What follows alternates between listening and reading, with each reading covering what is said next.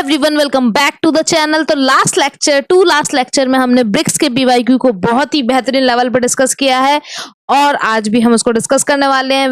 अगर हम बात करते हैं, लास्ट क्वेश्चन ये पूछा गया था कि द फंक्शन ऑफ बेसिकली जो हमारा फ्रॉग है वो किस लिए हम यूज करते हैं। तो हमारे जो फ्रॉग का जो फंक्शन है वो किस लिए यूज किया जाता है, जो फंक्शन है फ्रॉग का वो क्या प्रोवाइड करता है। तो इन क्वेश्चन का आंसर एक तो मिस्टर भूपनेश प्रताप ने बिल्कुल करेक्ट किया है और आसिफ ने बिल्कुल करेक्ट किया। तो दोनों मिस्टर्स का आंसर बिल्कुल करेक्ट है, तो शाउट आउट टू देम। और आज हम बात करते हैं, तो क्वेश्चन ये था, the most important purpose of frog in a brick is to. तो किस लिए यूज किया जाता है, तो बेसिकली ये जो मोटार और ब्रिक होता है उनके जो की जॉइंट बनाने के लिए यूज किया जाता है। और आज के पहले क्वेश्चन की तरफ चलते हैं। आज का पहला क्वेश्चन है हमारा, hollow bricks are generally used with the purpose of. तो हॉलो ब्रिक्स नाम में ही लिखा है हॉलो, मतलब हमने क्या किया है कि जो हमारी ब्रिक्स हैं उसमें क्या है, हमने उसको हॉलो मतलब हमने बहुत सारा मटेरियल हटा दिया है। हॉलो ब्रिक्स क्यों प्रोवाइड की जाती है, reducing the cost of construction, providing insulation against heat, increasing the bearing area या फिर ऑर्नामेंटल लुक के लिए। अगर हम बात करते हैं तो जो एयर प्रेजेंट होती है हमारी हॉलो ब्रिक में, हमने हॉलो ब्रिक को कैसे हॉलो करा, एयर को मतलब हमने उसको पेनिट्रेट कराकर। तो ये जो एयर प्रेजेंट होती है हमारे हॉलो ब्रिक में वो क्या करती है, थर्मल इंसुलेटर की तरह काम करती है। इनफैक्ट सिर्फ थर्मल इंसुलेटर की तरह काम ही नहीं करती, साउंड इंसुलेशन भी प्रोवाइड करती है। और ये जो हमारा इंटीरियर है उसको भी बेहतरीन देखने में लगता है और हमारा जो समर में जो इंटीरियर उसको कोल्ड रखने में हेल्प करता है। इनफैक्ट विंटर में वार्म रखने में हेल्प करता है क्योंकि ये क्ले हॉलो ब्रिक की बनी होती है बेसिकली। तो अगर हम इसकी बात करते हैं यहाँ पर, तो ये इंसुलेशन प्रोवाइड कर रही है हीट से भी और साउंड से भी। So B option is the correct answer of this question. Next question की तरफ चलते हैं। नेक्स्ट क्वेश्चन है, which of the following test are used for testing of tiles. Tiles को टेस्ट करने के लिए कौन कौन से टेस्ट इंपॉर्टेंट है। तो ये क्वेश्चन एक बार पूछा जा चुका है, तो ये इंपॉर्टेंट है, हमें डिस्कस कर लेना चाहिए कि टाइल्स को टेस्ट करने के लिए कौन कौन से टेस्ट परफॉर्म किए जाते हैं। जरा नोट्स निकालें और लिख लें। तो पहला है डायमेंशन टेस्ट। एक तो हम ये देखते हैं कि डायमेंशन जो हमारी टाइल्स की है वो सही है कि नहीं, तो डायमेंशन टेस्ट पहले परफॉर्म किया जाता है। फिर उसके बाद अगर हम बात करते हैं तो एक फ्लेक्सुरल टेस्ट परफॉर्म किया जाता है। उसके बाद अगर देखें तो ट्रांसफर्स स्ट्रेंथ टेस्ट, जो ट्रांसफर्स मतलब परपेंडिकुलर डायरेक्शन में, तो ट्रांसफर्स स्ट्रेंथ टेस्ट परफॉर्म किया जाता है। देन इम्पैक्ट टेस्ट, टफनेस को चेक करने के लिए हम कौन सा टेस्ट परफॉर्म करते हैं, इम्पैक्ट टेस्ट करते हैं। फिर एब्रेशन, वियर एंड टियर को चेक करने के लिए हम करते हैं abrasion resistance test. Wear and tear को चेक करने के लिए हमने किया एब्रेशन रेजिस्टेंस टेस्ट। उसके आगे हमारा होता है थर्मल एक्सपेंशन, मतलब कि अगर हीट प्रोवाइड हो रही है, हीट मिल रही है, तो वो कितना एक्सपेंड करेगा, ये किस बात पे, मटेरियल उस पर डिपेंड करता है और अल्फा पे डिपेंड करता है। थर्मल एक्सपेंशन टेस्ट हम परफॉर्म करते हैं, ये एक्सपेंशन कितना होगा ये देखने के लिए। फिर बल्क डेंसिटी टेस्ट, कितनी डेंसिटी है हम वो भी देखते हैं, तो बल्क डेंसिटी टेस्ट हमारा जो टाइल्स है उसकी बल्क डेंसिटी टेस्ट भी परफॉर्म किया जाता है। और कंप्रेसिव स्ट्रेंथ टेस्ट, तो ये सारे टेस्ट हैं जो हम हमारे टाइल्स पे परफॉर्म करते हैं। अब एक बार पूछ चुका है तो वैसे आपको पता है एसएससी जेईई की खास बात यही है कि वो अपने क्वेश्चंस को रिपीट कर देता है। तो इस क्वेश्चन का आंसर क्या हो जाएगा, वो पूछ रहा था हमसे कि इनमें से कौन से टेस्ट हमारे परफॉर्म किए गए हैं टाइल्स पे। तो अगर हम बात करें यहाँ पर, तो यहाँ पर हमने सारे टेस्ट जो है, breaking strength test, impact test, transfer strength test और वाटर कितना एब्जॉर्ब करता है, ये सारे टेस्ट हम परफॉर्म करते हैं। मतलब D option is the correct answer of this question. Next question की तरफ चलते हैं। नेक्स्ट क्वेश्चन है, the shape of brick get deformed. तो जो हमारी ब्रिक है उसकी जो शेप है वो डिफॉर्म हो जाती है due to rain water falling on hot brick. एकदम हमारी अगर गर्म ब्रिक है उसके ऊपर अगर रेन वाटर अगर हमारा गिर जाता है तो उसकी जो शेप है वो डिफॉर्म हो जाती है। इस डिफेक्ट को क्या बोलते हैं, इस डिफेक्ट को क्या बोला जाता है, वेरी इंपॉर्टेंट क्वेश्चन। ये बहुत बार रिपीट हो चुका है, जब मैं पीवाईक्यू की पीपीटी बना रही थी तो उसमें ये वाला क्वेश्चन बहुत बार रिपीट हुआ है। और अगर हम इसकी बात करते हैं तो जब हमारा रेन वाटर गिर जाता है हमारे हॉट ब्रिक पे और वो जब डिफॉर्म हो जाता है, डिफॉर्मेशन देखने को मिलता है, इस डिफेक्ट को कफ्स बोलते हैं। तो A option is the correct answer. कल भी एक डिफेक्ट पे हमारा क्वेश्चन आया था, ब्लोटिंग कब होती है, जब ब्लोटिंग में अगर हम देखें तो ब्लोटिंग में बेसिकली क्या हो जाएगा कि जो स्पॉन्जी और स्वेलन होने को मिलेगी, हमारी जो सरफेस है ब्रिक की उसमें जो उसका मास है वो स्पॉन्जी या स्वेलन मतलब थोड़ा सा सूज जाता है सल्फर या फिर कार्बोनेशियस मटेरियल के एक्सेस होने की वजह से, तो वहां पर हमें ब्लोटिंग देखने को मिलती है। इसका आंसर हमारा कफ्स हो जाएगा। नेक्स्ट क्वेश्चन की तरफ चलते हैं। नेक्स्ट क्वेश्चन है, a good brick should not absorb the water more than by its weight। तो कितना अमाउंट ऑफ वाटर ज्यादा नहीं करना चाहिए गुड ब्रिक को। तो हमने कल भी देखा था फर्स्ट क्लास ब्रिक को हम गुड ब्रिक मान रहे हैं तो 20% से ज्यादा नहीं अब्जॉर्ब करना चाहिए। वहीं पे अगर हम बात करते हैं सेकंड क्लास ब्रिक की तो 22% हो जाएगा और थर्ड क्लास ब्रिक की बात करें तो 25% will be the correct answer. अभी इस क्वेश्चन का B option is the correct answer. And the next question is in brick masonry mortar strength should match brick strength, mortar strength should exceed brick strength, brick strength should exceed mortar strength, या फिर the strength of masonry and bricks are independent. तो basically वो कह रहा है कि क्या ये दोनों एक दूसरे से, इन दोनों को एक दूसरे पे डिपेंडेंट रहते हैं या इंडिपेंडेंट है, कि कितनी भी मोटार की स्ट्रेंथ और कितनी भी ब्रिक की स्ट्रेंथ हो, या फिर मोटार की ज्यादा होनी चाहिए कि ब्रिक की ज्यादा होनी चाहिए। तो अगर हम बात करते हैं, अगर हम आइडियल सिनेरियो की बात करें तो जो हमारा ब्रिक का स्ट्रेंथ है, अगर हम बात करते हैं ब्रिक मेसोनरी में, वो जो है मैच कर जानी चाहिए। ऐसा नहीं होना कि ब्रिक की स्ट्रेंथ ज्यादा हो गई मोटार की कम, दोनों की स्ट्रेंथ क्या है मैच कर जानी चाहिए, क्योंकि दोनों की स्ट्रेंथ से ही तो हमारा स्ट्रक्चर रहेगा। तो motor strength should match the brick strength, ये हमारा आइडियल सिनेरियो है। तो इन brick masonry the strength of brick and mortar should match for optimum use of material, या फिर हम मटेरियल अच्छे से यूज कर सकें, इसलिए हमारा इन दोनों का स्ट्रेंथ मैच करना चाहिए। Next question is the most important purpose of brick frog in a brick is to. तो ये हम रिपीट कर चुके हैं। वेल नेक्स्ट क्वेश्चन की तरफ चलते हैं।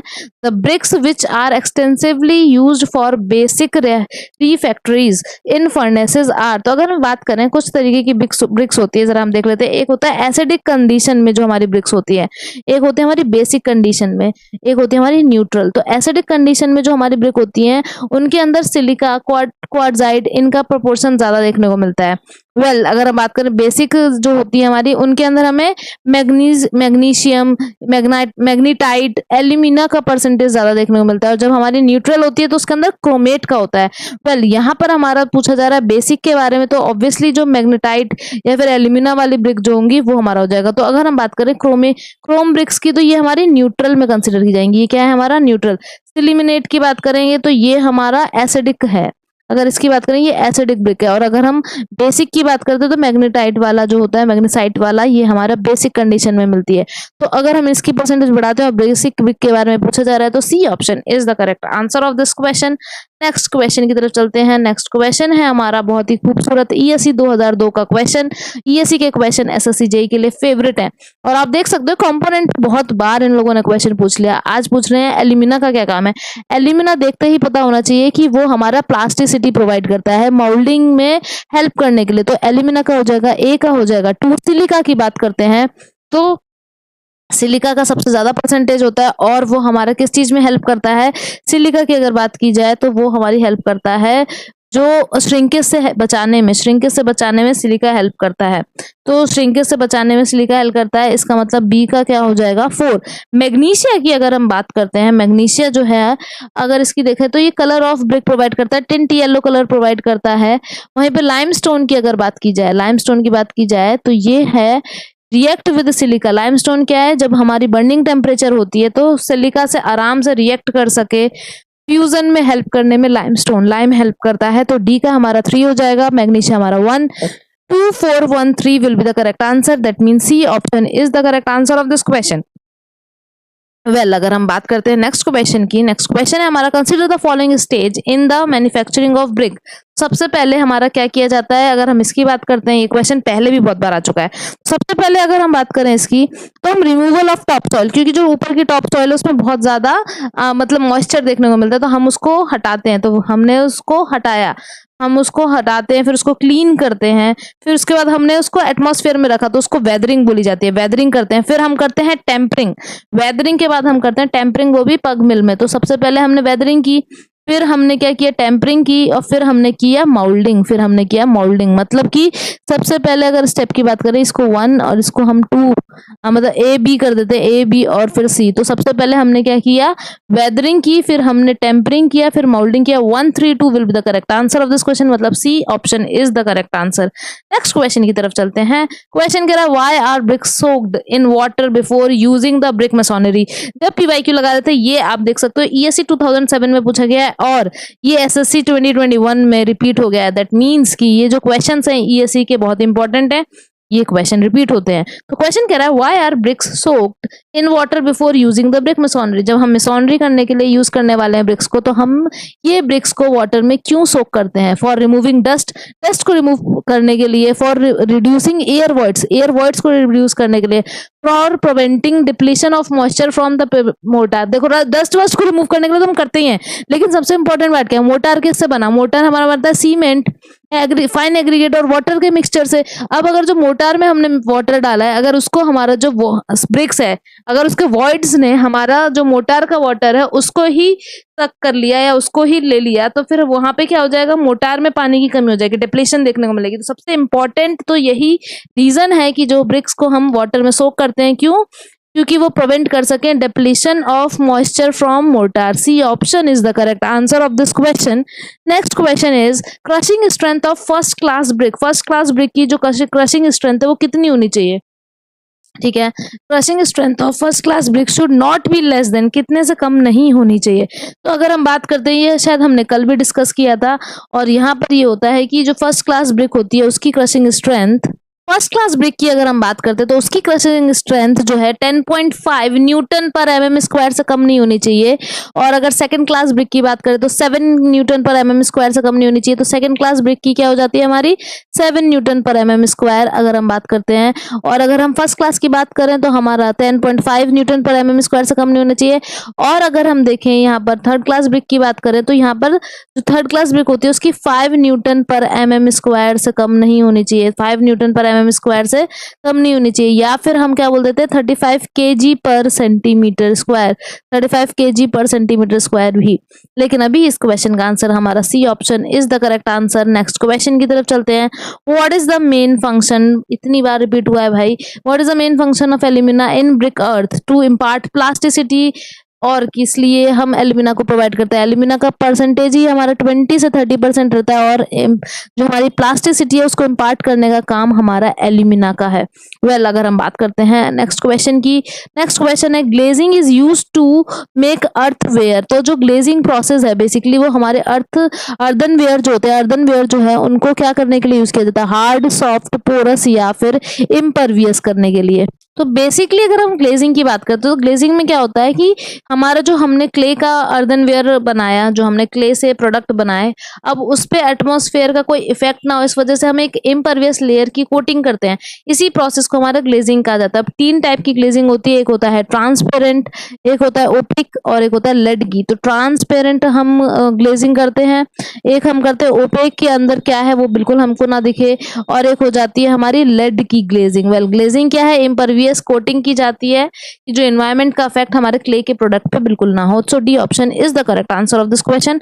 Next question is the good clay for making bricks are. तो अनवेदर्ड क्ले अच्छी है, वेदर्ड क्ले अच्छी है। अनवेदर्ड मतलब हमने एटमॉस्फेयर के उसको एटमॉस्फेयर के कांटेक्ट में हमने नहीं रखा। वेदर्ड क्ले क्या होती है? जब हमने एटमॉस्फेयर के कांटेक्ट में उसको रखा।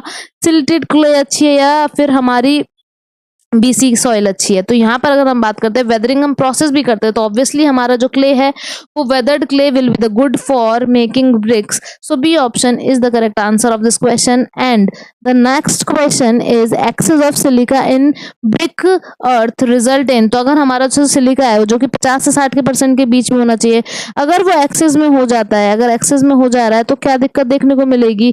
Cracking and warping of BRICS, loss of cohesion, enhancing the इम्परमेबिलिटी of BRICS, या नन ऑफ द अबव। अगर हम बात करते हैं एक्सेस ऑफ सिलिका की, तो जो हमारा कोहेजन है, कोहेजन मतलब क्या है? 2 पार्टिकल के बीच में जो बॉन्ड बना रहता है उसका हमें लॉस देखने को मिलता है। तो लॉस ऑफ कोहेजन देखने को मिलता है अगर सिलिका हमारी एक्सेस में प्रेजेंट है। That means B option is the correct answer.